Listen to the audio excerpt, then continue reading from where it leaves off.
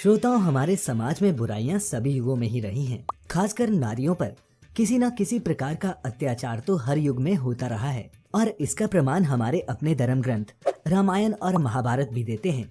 आज भी हमारे समाज में हर रोज नारियों का शोषण होता है। ऐसी ही नारी के यौन शोषण से जुड़ी एक कथा का वर्णन हमारे धर्म ग्रंथों में मिलता है। तो आइए मिलकर जानते हैं नारी के यौन शोषण की इस पौराणिक कथा के बारे में। भारतीय शास्त्र सदा ही पारदर्शी रहे हैं। कालांतर के लेखकों ने समाज में व्याप्त बुराइयों, कुप्रथाओं आदि को छुपाने की अपेक्षा सदैव उजागर व स्पष्ट किया है। चंद्रवंश के राजा ययाति की पुत्री माधवी से जुड़ी इस कथा का उल्लेख महाभारत के उद्योग पर्व में मिलता है। ये कथा है नहुष कुल में जन्मी माधवी की। माधवी राजपुत्री थी जिसे उसके पिता ने ही कई लोगों से संबंध बनाने को विवश किया। इस कथा के अनुसार ऋषि विश्वामित्र का गालब नाम का एक शिष्य हुआ जो बहुत ही गरीब था। शिक्षा पूरी होने के बाद विश्वामित्र ने उसकी गरीबी के कारण उससे गुरु दक्षिणा लेने से मना कर दिया, परंतु गालब को ये अच्छा नहीं लगा और वो विश्वामित्र से गुरु दक्षिणा मांगने की जिद करने लगा। गालब की इस जिद से नाराज होकर ऋषि विश्वामित्र ने 800 श्यामकर्ण घोड़े की मांग की जो अत्यंत ही दुर्लभ थे। गुरु की आज्ञा सुनकर गालब आश्रम से घोड़े की खोज में निकल पड़ा। गालब सबसे पहले सहायता के लिए अपने मित्र गरुड़ के पास गया। गरुड़ ने गालब से कहा कि हमें प्रतिष्ठानपुर के महाराज ययाति के पास चलना चाहिए, वही हमारी सहायता कर सकते हैं। महाराज ययाति उन दिनों सबसे सम्मानजनक राजा माने जाते थे। गालब और गरुड़ दोनों राजा ययाति के पास पहुँचे और सारा वृतांत सुनाया। राजा ययाति गरुड़ की बात सुनकर प्रसन्न हुए, परंतु उस समय उनकी स्थिति वैसी नहीं थी जैसा गरुड़ समझते थे। कई राजसूय और अश्वमेध यज्ञ करने के कारण राजा का राजकोष खाली हो चुका था। कुछ समय तक विचार करने के बाद ययाति ने अपनी त्रैलोक्य सुंदरी पुत्री माधवी को समर्पित करते हुए गालब से कहा कि हे ऋषि कुमार, मेरी ये पुत्री दिव्य गुणों से सुशोभित है। मेरी पुत्री को ये वरदान प्राप्त है कि वह चक्रवर्ती सम्राट को जन्म देगी और शिशु जन्म के पश्चात पुनः चिरकुमारी हो जाएगी। इसीलिए इसे अपने साथ ले जाए, परंतु आपसे प्रार्थना है कि आपका कार्य पूर्ण होने के उपरांत आप मेरी कन्या मुझे लौटा देंगे। ययाति के इतना कहते ही गालब ने सोचा कि ऐसी सर्वगुण संपन्न और सुंदरी के बदले कोई भी राजा अपना राज्य तक दे सकता है, फिर 800 श्यामकर्ण अश्व है ही क्या।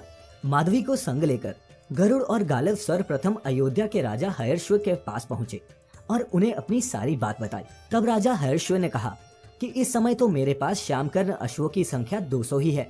हर्षव ने अपनी असमर्थता प्रकट करते हुए गालब और गरुड़ को ये सलाह दी कि आपको मेरे ही समान अन्य राजाओं से भी माधवी के बदले में कुछ श्यामकर्ण अश्वों की प्राप्ति का उपाय करना होगा। मैं अपने 200 अश्व देकर माधवी से केवल एक पुत्रोत्पत्ति की प्रार्थना करूंगा।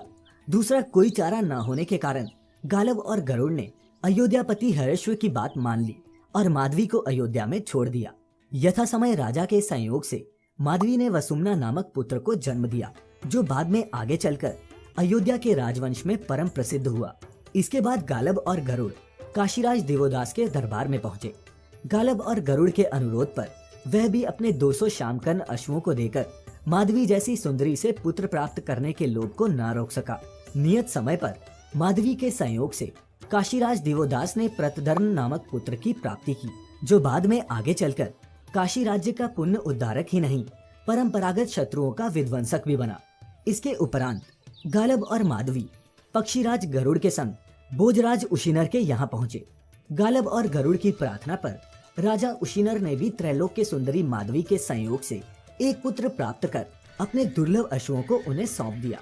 भोजराज का यही तेजस्वी पुत्र बाद में शिवी नाम से विख्यात हुआ, जिसकी दानशीलता की अमर कहानी आज भी पुराणों में वर्णित है। तीसरे पुत्र की उत्पत्ति के बाद भी माधवी का रूप, यौवन और कौमार्य पूर्वत बना रहा। गालब को अपनी गुरु दक्षिणा के लिए अब 200 अश्व ही और चाहिए थे। गालब द्वारा विश्वामित्र से प्राप्त की गई अवधि भी अब समाप्त होने वाली थी। गालब और गरुड़ को ये ज्ञात हो चुका था कि धरती पर इन 600 श्यामकर्ण अश्वों के सिवा कोई भी और श्यामकर्ण अश्व नहीं है।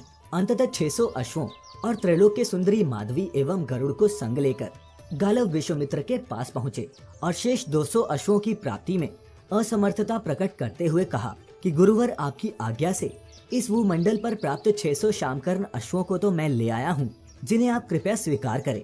अब इस धरती पर एक भी ऐसा अश्व नहीं बचा है, अतः मेरी प्रार्थना है कि शेष 200 अश्वों के शुल्क के रूप में आप दिव्यांगना माधवी को अंगीकार करें। गालब की प्रार्थना का समर्थन गरुड़ ने भी किया। विश्वामित्र ने अपने प्रिय शिष्य की प्रार्थना स्वीकार कर ली और माधवी के संयोग से अन्य राजाओं की ही भांति उन्होंने भी एक तेजस्वी पुत्र की प्राप्ति की, जो कालांतर में अष्टक के नाम से प्रसिद्ध हुआ। आगे चलकर अष्टक ने अपनी राजधानी का सारा कार्यभार ग्रहण किया और राजाओं से प्राप्त उन 600 दुर्लभ श्यामकर्ण अश्वों का स्वामी भी वही बना। इन चारों पुत्रों की उत्पत्ति के बाद माधवी ने गालब को गुरु के ऋण से मुक्त करा दिया। फिर वह अपने पिता राजा ययाति के पास वापस चली गई। उसके अनंत रूप और यौवन में 4 पुत्रों की उत्पत्ति के बाद भी कोई कमी नहीं आई थी। अपने चारों यशस्वी पुत्रों की उत्पत्ति के बाद जब वह पिता के पास वापस घर पहुंची तो पिता ने उसका स्वयंवर करने का विचार प्रकट किया, लेकिन माधवी ने किसी भी अन्य पति को वरण करने की अनिच्छा प्रकट कर तपोवन का मार्ग ग्रहण किया।